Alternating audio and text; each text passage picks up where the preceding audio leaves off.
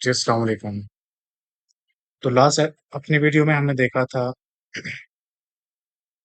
कि हम अपने जावास्क्रिप्ट के एनवायरनमेंट को किस तरह से सेटअप करते हैं। तो अब हम अपनी नेक्स्ट वीडियो में इस वीडियो में देखेंगे कि जावास्क्रिप्ट के थ्रू हम डॉक्यूमेंट के अंदर अपना कुछ भी स्ट्रिंग या कोई भी प्रिंट आउट कैसे करवा सकते हैं। तो उसके लिए जावास्क्रिप्ट हमें कुछ फंक्शंस प्रोवाइड करता है।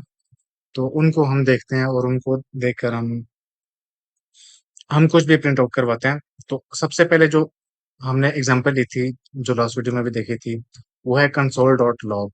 कंसोल डॉट लॉग ये बेसिकली यूज करते हैं डेवलपर्स।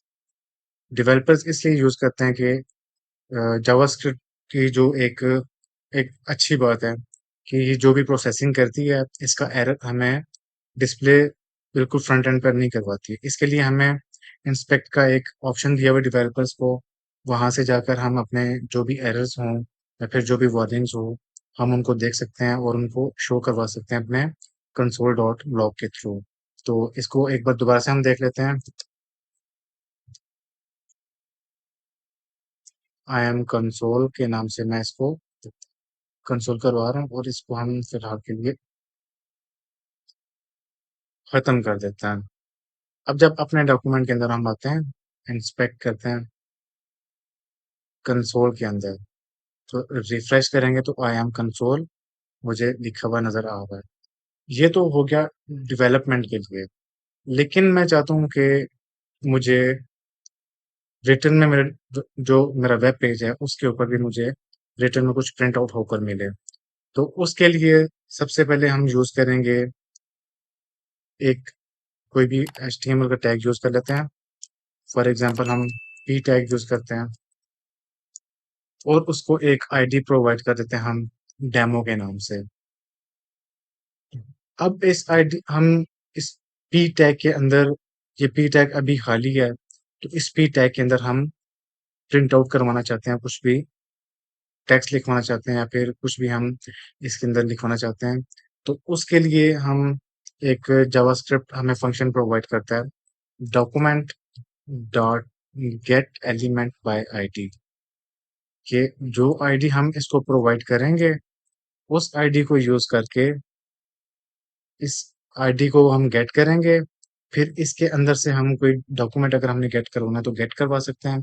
अगर कुछ हम इसके अंदर प्रिंट आउट करवाना चाहें तो वो भी प्रिंट आउट करवा सकते हैं। तो इस आईडी को मैंने यहाँ पर कैच किया और इसको मैं बोलता हूँ कि इनर HTML इसको दे दो कोई भी स्ट्रिंग वैल्यू। तो इसको मैं कहता हूँ कि ये टेक्स्ट प्रिंट आउट मुझे करवा के दो। तो जब मैं रिफ्रेश करूंगा तो मुझे ये टेक्स्ट प्रिंट आउट होकर इस तरह से मिल जाएगा। ये तो हो गया मेरे पास इनर HTML। उसके अलावा एक मेरे पास आता है इनर डॉट टेक्स्ट।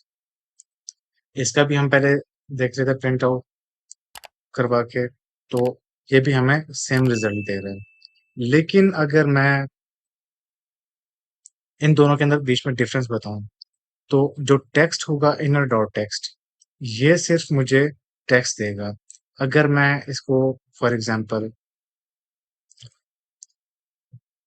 मैं H1 टैग के अंदर इसको लिखवाना चाहता हूँ,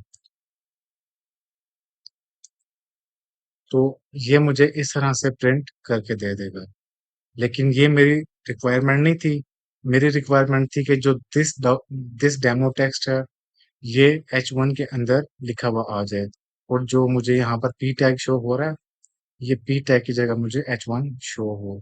मतलब कि H1 की जो भी प्रॉपर्टीज हैं वो इस टेक्स्ट पर इम्प्लीमेंट हो जाएं। लेकिन वो इनर टेक्स्ट के थ्रू नहीं होती। इनर टेक्स्ट जस्ट टेक्स्ट के साथ डील करता है। इस काम के लिए हम यूज करते हैं inner dot H T dot inner HTML। Inner HTML क्या करता है कि जो H1 है हमारा, H1 की प्रॉपर्टीज को यूज करके इस इस टेक्स्ट के ऊपर इम्प्लीमेंट कर देगा। अब जब हम जाकर दोबारा रिजल्ट देखेंगे तो आप देख रहे हैं कि ये मुझे H1 की प्रॉपर्टीज को इम्प्लीमेंट करवा कर दिखा रहा है। और पी टैग अब हमारा चेंज हो चुका है। पी टैग के अंदर लिखा हुआ आ चुका है हमारा H1 tag.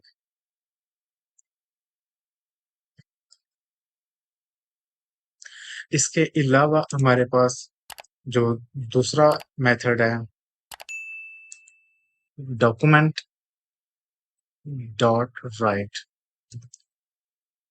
Document dot right करेंगे और इसके अंदर कोई भी हम स्ट्रिंग दे देंगे, दिस इज डॉक्यूमेंट मेथड।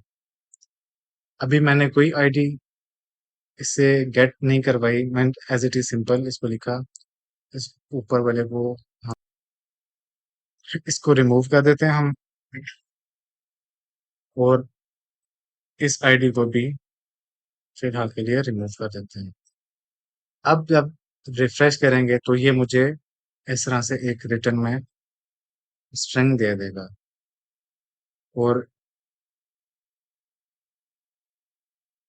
जब हम देखते हैं कि ये हमें कोई भी टैग प्रोवाइड नहीं करेगा, क्योंकि ये जावास्क्रिप्ट ने डायरेक्ट एक स्ट्रिंग हमें आउटपुट करके दे दिया।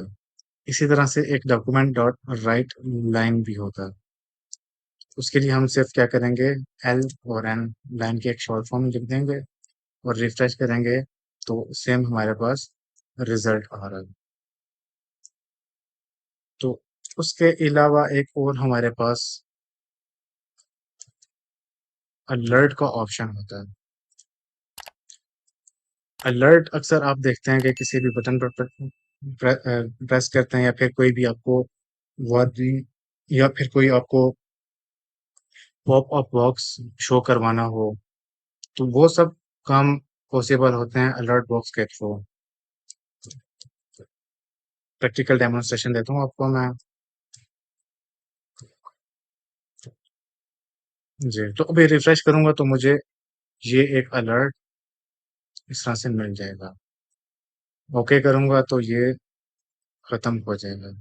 ये अलर्ट हो गया। उसके बाद कंफर्म होता है, सॉरी, कंफर्म हमसे ऑप्शन मांगता है। ये ओके और कैंसिल के दो ऑप्शन हमें प्रोवाइड करता है।